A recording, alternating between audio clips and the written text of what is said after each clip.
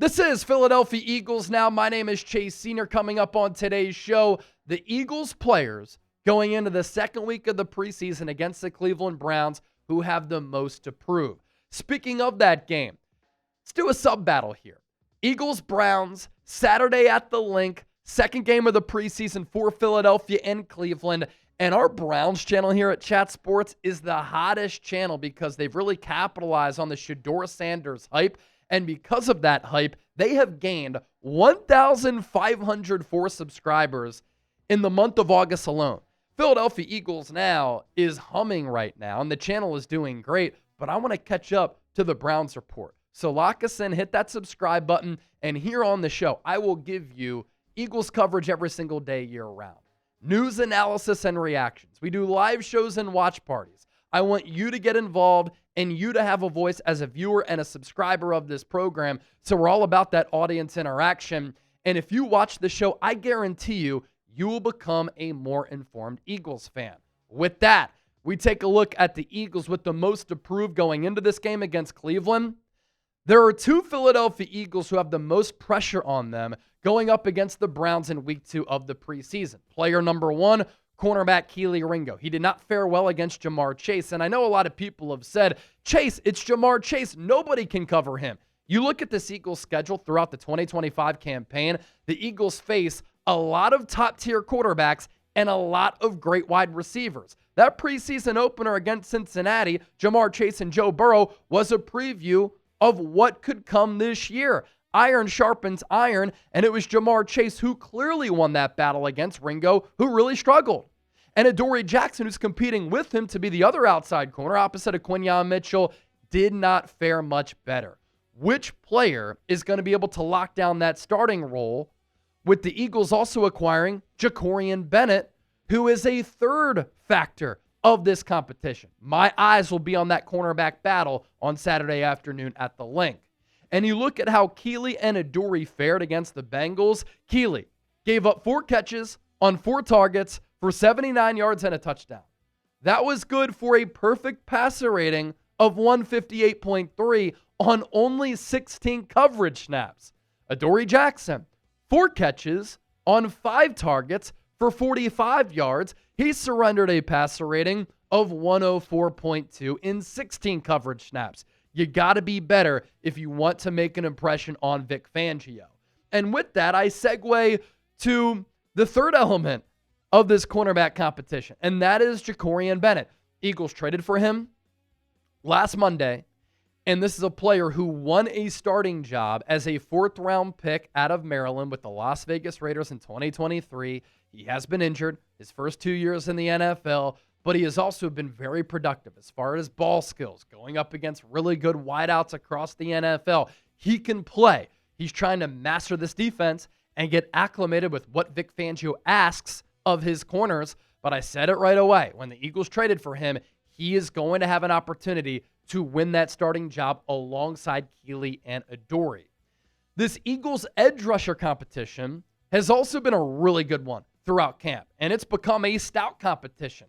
Who will be edge rusher 3 behind the starters? And Nolan Smith and Jalix Hunt, 2 young players who Philadelphia absolutely loves. And this offseason, Howie Roseman signed Azeez Ojulari from the Giants, Josh Uche from the Chiefs, as 2 veterans who are cost-controlled assets who I think could end up being great bang-for-your-buck type of assets for the Eagles.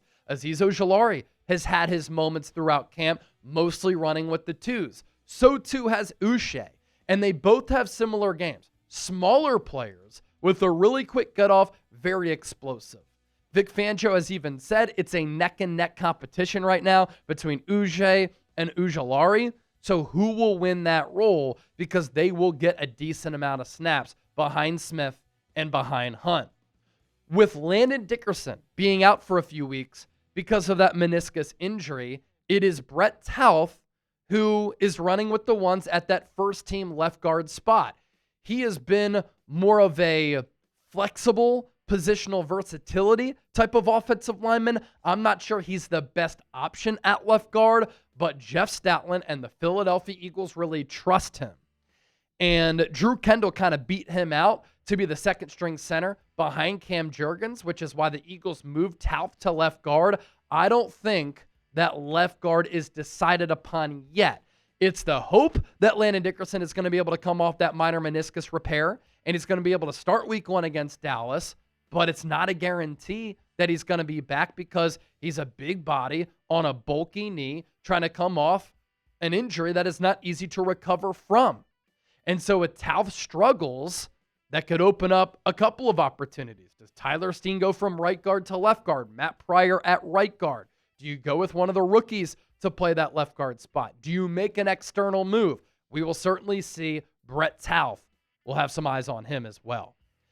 Rookie first-round pick linebacker Jihaad Campbell did not get the start for the Eagles in that preseason opener against Cincinnati because the Eagles medical staff wanted to limit his snaps, but I thought he played well in limited action. You can see the aggression and the violence that he plays with. You can see the length and the athleticism that has impressed a lot of people throughout training camp. He is kind of that modern-day linebacker, like Zach Bond, because he has that edge rusher background. He can get after the quarterback from that outside linebacker spot and as a pass rusher, but he can also drop back in coverage and cover wide receivers, tight ends, running backs, and slot wideouts. And I think that he's going to end up being a really good player. Can he win a starting role next to Zach Bond, or will Jeremiah Trotter Jr. lock that role down? Jihaad Campbell should get some extended action in this second preseason affair. And then we pivot to the wide receiver position. We know that A.J. Brown, Devontae Smith, and Jahan Dotson are going to be the top 3 wideouts for this Eagles team on the initial 53. What will wide receiver 4, 5, and 6 look like if the Eagles hold on to 6 wide receivers? The pressure was on Johnny Wilson to play well against Cincinnati. He did. Came down with those 50-50 contested catches, and he used that 6'6" frame to go up and get it with a couple of head tops. Ainias Smith had a tremendous, very impressive punt return, and that is one of his specialties. Short area wiggle and quickness and being able to contribute on special teams. And he caught that touchdown pass on that in-breaking route from Tanner McKee. Darius Cooper was better, I thought, than both Wilson and Smith, but Wilson and Smith were drafted by this Eagles team in 2024, and because they played well and they showed some ability, they showed some growth, which is what you wanted to see from those young players, I think they make the team.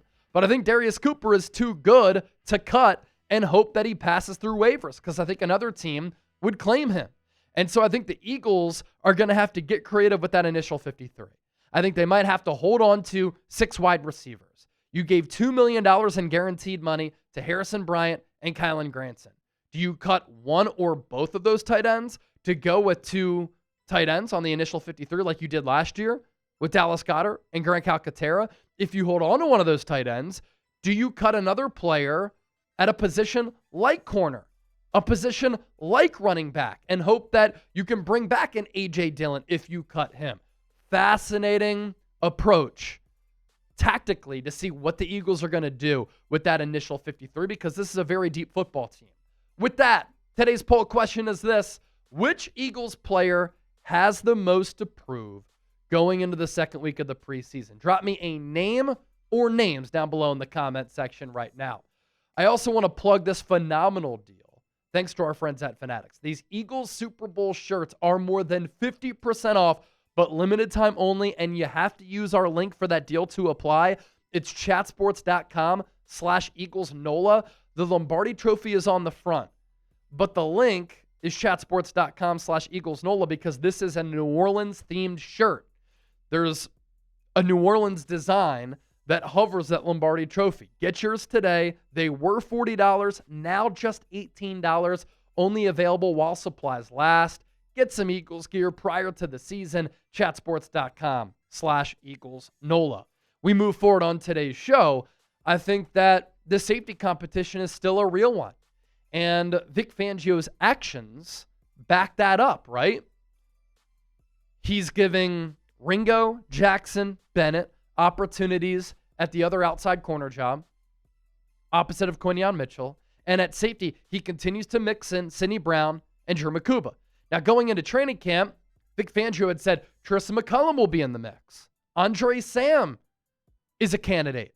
maybe even Lewis Seen. I think those players have dropped off. It is a two-horse battle right now. Former third-round pick in Sidney Brown from the 2023 draft and second-round pick from the 2025 draft in Andrew Mukuba. Sidney Brown, physical, downhill guy, more of a thumper, never shies away from contact, nor does Andrew Mukuba, but he's a little bit smaller than Sidney Brown. Doesn't pack as much of a punch when he lays hits. And I think he has more ball skills and higher upside to be that ball hawking safety, whereas Brown is more that downhill guy. And then sticking in this secondary, Eli Ricks, 2023 UDFA out of Alabama. When he was coming out of high school, he was one of the most sought-after cornerback recruits in the entire country. Went to LSU, played well under Nick Saban at Alabama. He has shown some moments, but the Eli Ricks experiment, if you will, has played out very much like the preseason game against Cincinnati, where you see some flashes, you see the length, you see the ball skills, right?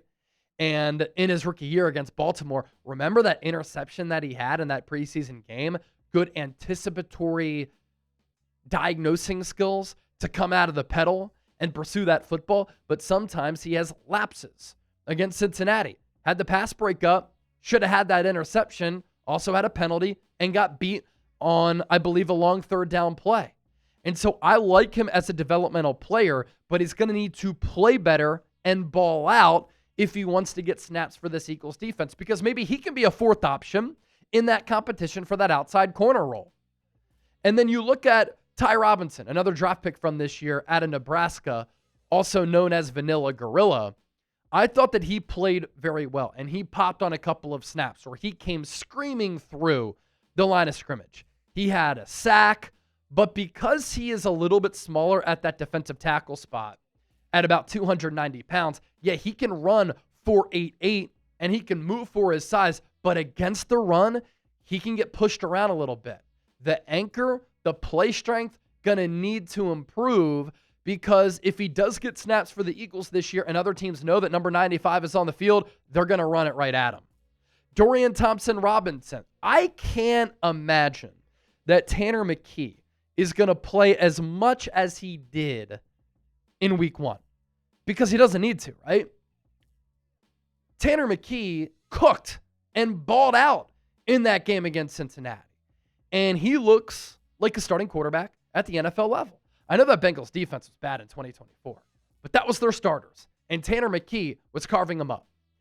But I don't think he's going to play into the third quarter like he did against Cincinnati, because he doesn't need to. And you want a look at DTR and Kyle McCord. Now, I hope that McKee plays a lot, because I love watching him play. He is a very fun quarterback to evaluate, and the Eagles have a gem as their QB2, but they need to figure out who will be QB3 between Dorian Thompson-Robinson and Kyle McCord. I thought DTR did some decent things. I also thought he telegraphed passes, and he got a little bit gun-shy in the pocket. I'd like to see him utilize his legs a little bit more compared to what he did against Cincinnati. And he got some decent run. Kyle McCord didn't. And so that's why his interception was a little bit exacerbated, right? Because in limited action, he still threw a pick. Eagles use a 6th-round pick on him. Clearly, they really like the player, but DTR has been better than him throughout training camp and was better than him in that preseason game. And so DTR, Kyle McCord, other players who need to ball out against Cleveland as well. Don't forget to hit that subscribe button for videos coming your way every single day right here on Eagles Now. And as always, thank you so much for rocking with us.